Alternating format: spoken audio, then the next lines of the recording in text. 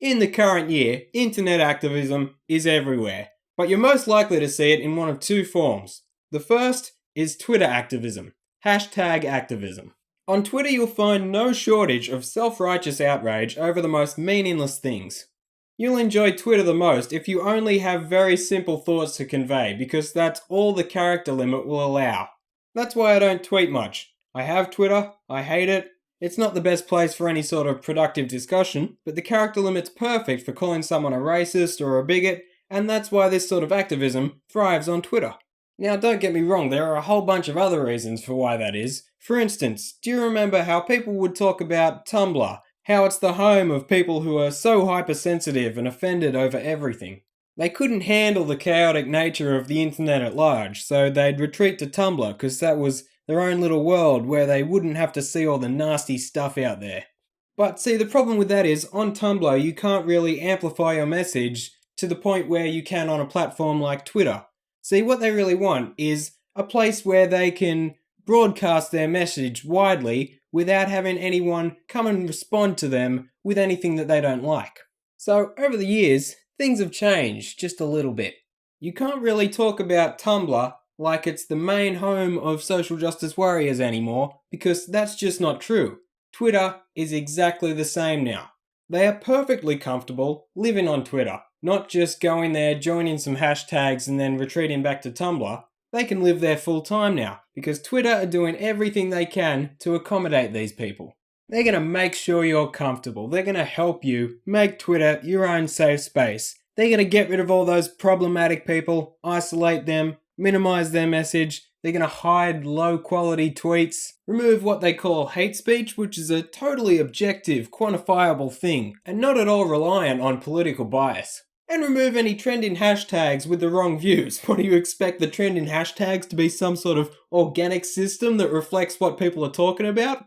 In fact, Twitter is without a doubt the best place for these people to go to manufacture outrage. And this is done through an alliance with hashtag activists and so-called journalists. Which brings us to the second form of activism that's most common, activism masquerading as journalism. And that's really what this video is about. I mean, how many times have you seen this scenario play out? People start whining on Twitter about some celebrity who participated in cultural appropriation or some stupid shit, right? They start whining, they start their little fucking hashtags, and then a journalist comes along.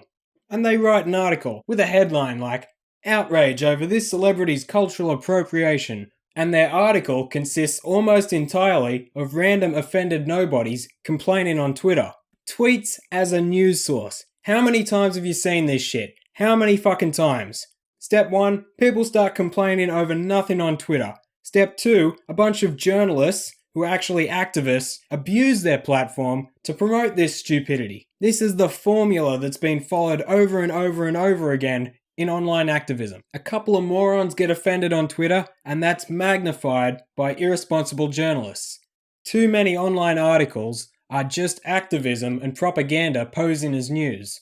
This is everywhere now. I don't know, maybe the internet's contributed to journalists having absolutely no integrity, and it's both left-wing and right-wing. But my god, some of the lengths that left-wing journalists will go to talk about their politics where it's not relevant, it's just ridiculous. I don't know if you're familiar with video game journalism.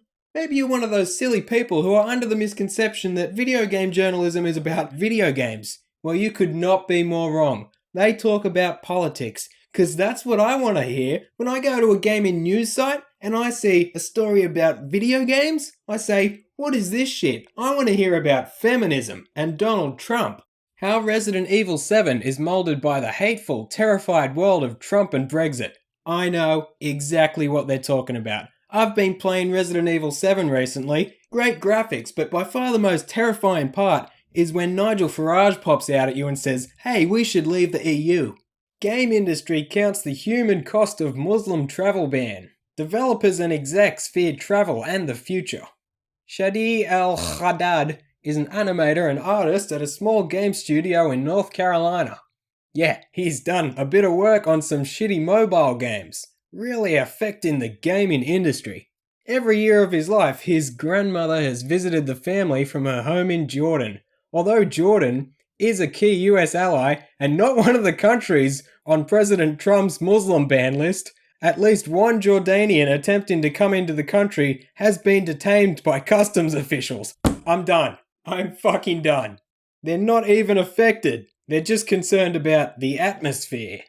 This has nothing to do with the game industry and is not even news. One more. For Honor's alt-right connection. Gee, it must just suck wanting to write about politics all the time, but then remembering that you're employed as a video game journalist, so you have to go to the trouble of making up some connection between video games and your political concerns. So these people are overly political. I recognise it's partially clickbait, but they really are this crazy. Ben Kuchera, an editor at Polygon, recently tweeted, "What happens in gaming culture matters. Remember that the white supremacists in control of our government tested their playbook here." And this is just what they say about video games. It gets far worse. Journalists seem to have lost their fucking minds. Now, maybe it's the election of Donald Trump that's driving them crazy. I don't know. All I know is, leading up to the election, a cartoon frog was labelled a hate symbol. Journalists showed how completely out of touch they were by railing against a meme. And now we have stories about how milk is racist. How does this happen? Well, you have this group of people who are really overly political. They try to inject politics into everything. They don't understand the internet. They don't understand internet culture. They don't understand memes. The post on 4chan uses a profile picture of what appears to be the Grinch in a mask holding a gun. And they become journalists. And they also bring along a social justice mentality. So what happens when someone like that comes across someone like PewDiePie? The most popular YouTuber.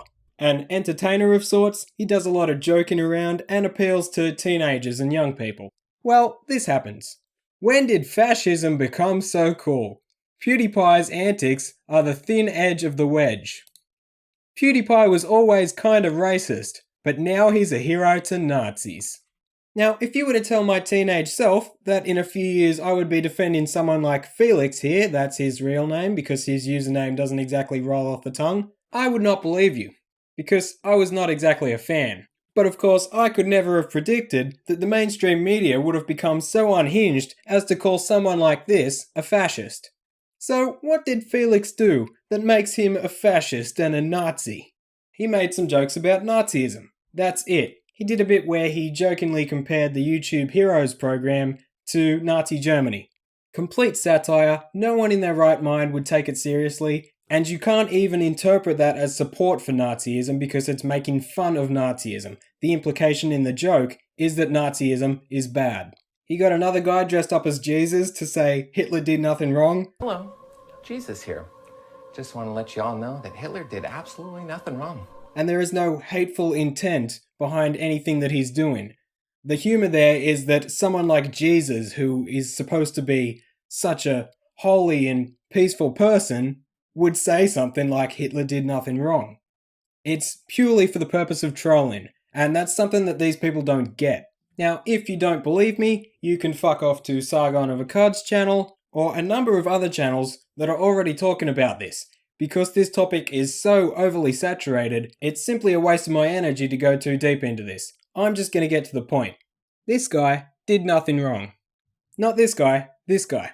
Now, all these shitty, worthless articles all go back to one article in particular, an article and a video by the Wall Street Journal. Written by Rolf Winkler, Jack Nickus, and Ben Fritz. They published this article calling him an anti-Semite, and it snowballed from there.